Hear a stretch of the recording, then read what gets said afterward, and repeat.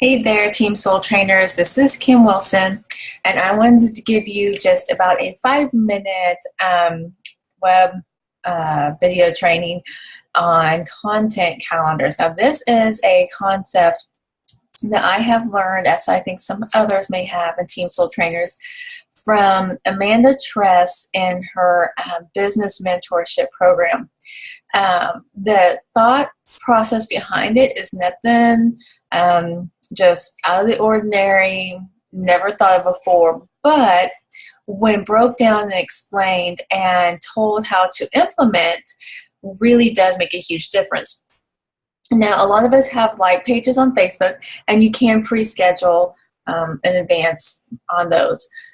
For all other platforms, though, pretty much you don't have the option to pre-schedule, and I have done away in the last couple months here with the like page, other than just when my blog auto feeds to it. Sometimes I'll share stuff to it, but as an overall, I have pretty much done away with it. My sole focus right now is ramping up my Instagram followers and that account, and I do use my Instagram account to feed my posts directly to Facebook and Twitter from there, and I might dabble, but my main focus is Instagram and my regular personal profile feed on Facebook. So that's where I'm using my two main concentrations on. So when it comes to content calendars, it can be overwhelming, and I was one who let it overwhelm me until I found a way to house my content that made it very easy to follow, a very easy flow to go with, and it literally is just a copy paste, and I'm making my posts, and I'm making them consistently, and as I've started to be consistent with them, I have noticed my accounts have grown, my content my followers engage more, I have a lot more likes on my stuff on Instagram than I ever have before. So with that being said, I'm going to dive in and kind of tell you what and how I use. So I use Google Sheets to keep track of my Instagram content. And again, I make my content calendar Instagram content, and I let it feed to my Facebook personal page and Twitter. So I have just a Google Sheets that I try to overcomplicate because I do that. I try to make things that are, I overthink things. And so if you're like me with that at all, I'd be more than happy to help you create your Google Sheets, because it is a very simple sheet, Excel sheet per se, in Google Sheets that is just a date. If you have a theme, your content, your hashtags, and then I have another column that just simply tells me, is this supposed to be a lead generator? Am I just sharing about myself? Is this a teaser post? And I made that column so that, again, that's where I'm keeping my consistency of making sure I have my lead generator post out so many times in a week or certain days of the week. It's also so that I make sure I have my teaser post spread out the way I want, or a get to know me post, and it kind of gives you that format. So I constantly keep that running in my head as when I'm working on that line to know what that content is. I have like a theme if I have a theme going on. I also know, okay, should this be a lead generator post because it's been that long? And so I kind of work on the out going in to what my text and my hashtags are. So that might be a little hard to understand when you're not seeing the sheet, but it is a very simple sheet, and I have no problem sharing it with you guys. I can do a screenshot and kind of put it in here, or see if there's a way to share Google Docs like that, since it's not actually an Excel sheet. I haven't tried that, so I can look into that. But here's the other reason why I like doing it on Google Sheets, is because I used to try to keep track of stuff on Excel itself with this type of manner, even my contacts and so forth, and I'd find that I'm in different spots when I'd want to work on it. So I like to use my lunch hour as an hour to work on my business, and I would find, well, then I need to put it on the flash drive so I can take it to work, so I can have it there. And then there was many times when no matter what I told myself, don't forget your flash drive, don't forget your flash drive, and I would forget my flash drive. So then I'm back at home and I don't have my material or I don't have my updated information. So I have found that Google Sheets is ideal because, as we all know, you don't have to have it on the flash drive and you can access it anywhere. And most ideally, you can access it from your phone with a Google Sheets app. So I have where I put my, when I'm doing my data entry of it, because it takes a little bit to just get in the habit of looking at your month at a time. And I kind of started, once I kind of started getting my groove, I did the week. And then I did like the next couple weeks until I got to where I felt the right rhythm for me and timing for how long it took me to complete in a month, an entire month's worth of content for posting. So when I do my actual brain dump into the Google Sheets of what I'm posting, writing out my text, putting in my hashtags, do I have a picture I'm going to use, what's my theme, or anything else that goes along with it, I do that at my computer where I can easily type, and it's just easier.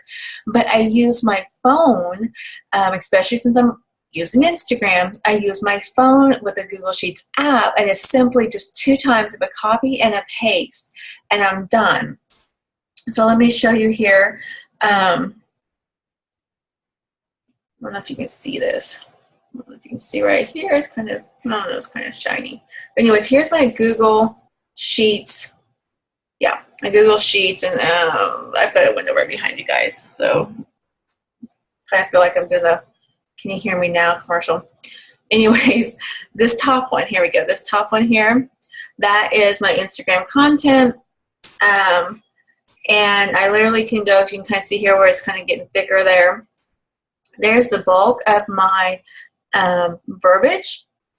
And then there's the hashtags, and then stuff that, you know, just the way I lay my stuff out. This is kind of like the photo, what's going to be in here. And so I know I'll have the photo on my phone already. And so I just give myself a quick memory jogger. This is a post of me stretching, or a picture of my noodle dish I was doing that day, because that was for Tasty Tuesday. And so it's all on there. Here's another one that just kind of tells you the theme, content, hashtags, what kind of picture it's going to be, and then the times. I do have a times where I try to ideally post, and then is it a lead generator, is it a teaser post, you know, so forth and so on. So it works really well because you literally just go in there to your text part, you hit it with your finger and hit copy, go back over to your Instagram, and you have your picture pulled up in there, and then you literally are just pasting your text into your Instagram. Because one thing I learned a ways back to do, let me try to pull it up here. Sorry. Let's say you wanted this picture to use, so you're going to use that. I never put my hashtags up here with this. I always just put my, in the write a caption area is only my verbiage for my text. I always make my hashtags in a comment. And the reason for that is because if you want, you can go in, and I believe Instagram only lets you do it twice. Like once, you can go and delete it once, and then you can put new hashtags the second time. You can also do that if you want to go back to an older post that maybe got a lot of traction, and go in and you can delete your first set of hashtags and re-hashtag it again, resurfacing it in people's feeds and hashtag searches. But you can't do that if you put all your hashtags in your caption that goes with your photo, because unless you want to delete your whole post, you cannot just get rid of those hashtags. So there's just a little FYI 101 on those. So that's a fun thing to do, where you can kind of repurpose a post without having to redo the whole thing. You don't have to redo the posting, you don't have to redo your captioning. You just delete those hashtags and put new ones. And so that is the ideal reason why I never put my hashtags in my caption area. They're always a separate comment. And so anyway, so that's just kind of a short, condensed, kind of quick version of how I use my content calendar and how I use it on my phone and make it very user-friendly. I have found that the time up front to create the content calendar is well worth the peace of mind and ease as you go through the month on a day-to-day basis. And you can use these content calendars. It doesn't have to be just Instagram. You can do it for Periscope, for your blog, to your Pinterest, your like page, whatever you wish. I'm just trying to explain to you how I use it with Instagram and how I use it to push out to other platforms. So I hope you find this beneficial. And if anybody has any more in-depth questions on this or not understanding a part of it that I explained, or even wishes for me to kind of share or show you my Google Sheets that I use, so that maybe you can create your own or use it as your skeleton and then use it to fill in that way. I'm perfectly fine with any questions, and I would love to hear from you guys.